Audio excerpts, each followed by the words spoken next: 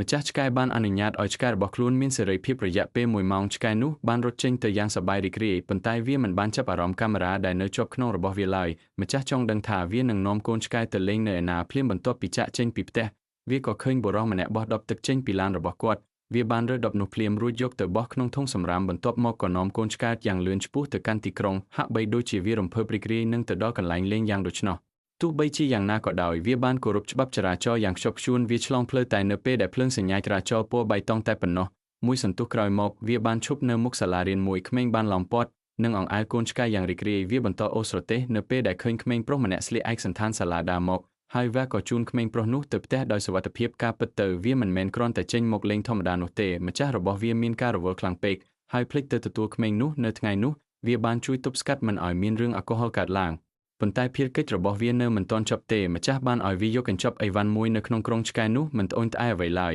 ហើយក៏ចាប់ផ្ដើមអូសស្រទេសយ៉ាងពេញទំហឹងប៉ុន្តែនៅតាមផ្លូវស្ត្រីម្នាក់បានហៅវាក្រោយពីបាននិយាយគ្នាបន្តិចបន្តួចឆ្កែនោះបានយល់ព្រមជូនគាត់ជិះហើយសន្យាថានឹងមិនយកប្រាក់កម្រៃអ្វីឡើយ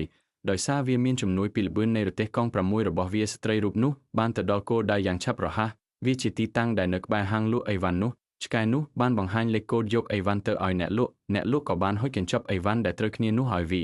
បន្ទាប់ពីបំពេញភារកិច្ចរួចរាល់ឆ្កែនោះក៏ត្រឡប់ក្រោយហើយធ្វើដំណើរទៅផ្ទះភ្លាមវាសង្ឃឹមថានឹងទទួលបានការសរសើរពីម្ចាស់របស់វាដោយឃើញវាហត់នឿយពេញមួយថ្ងៃម្ចាស់របស់វាគ្រោងនឹងធ្វើម្ហូបឆ្ងាញ់នៅក្នុងផ្ទះបាយដើម្បីផ្ដល់រង្វាន់ដល់វាប៉ុន្តែគាត់បានដួលសន្លប់នៅពេលដែលគាត់ដើរដល់មាត់ទ្វារផ្ទះបាយឆ្កែនោះបានហៅគាត់ដោយក្តីបារម្ភប៉ុន្តែគ្មានការឆ្លើយតបវាត្រូវប្រញាប់ទៅយកប្រអប់ថ្នាំហើយចេញទៅក្រៅបន្ទាប់មកវាក៏រកគ្លីនិកដែលនៅជិតបំផុតគ្រូពេទ្យបានដឹងពីស្ថានភាពរបស់អ្នកជំងឺយ៉ាងឆាប់រហ័សហើយក៏ដើរតាមឆ្កែនោះទៅផ្ទះភ្លាមប៉ុន្តែអ្នកជំងឺមិននៅក្នុងបន្ទប់ទទួលភ្ញៀវទេឆ្កែនោះបានប្រញាប់ទៅបន្ទប់ម្ចាស់របស់វាក៏ឃើញគាត់ដេកនៅលើគ្រែបាត់ទៅហើយការពិតទៅកាលពីបន្តិចមុននេះជាតិស្ករក្នុងឈាមរបស់ម្ចាស់បានធូរស្រាលបន្តិចទើបគាត់អាចដើរឡើងទៅលើដោយខ្លួនឯងបានក្រោយមកដោយសារការព្យាបាលរបស់គ្រូពេទ្យម្ចាស់របស់វាបានជាសះស្បើយទាំងស្រុងហើយក៏ថ្លែងអំណរគុណដល់ឆ្កែនោះដែលបានជួយសង្គ្រោះជីវិតរបស់គាត់នៅថ្ងៃបន្ទាប់ម្ចាស់បាននាំវាទៅហាងលក់អាហារសម្រន់ហើយទិញការ៉េមដែលវាចូលចិត្តឲ្យវាតែឆ្កែដ៏អស្ចារ្យបែបនេះមិនសមនឹងទទួលបានការចុច like មេដៃពីអ្នកដែរឬទេ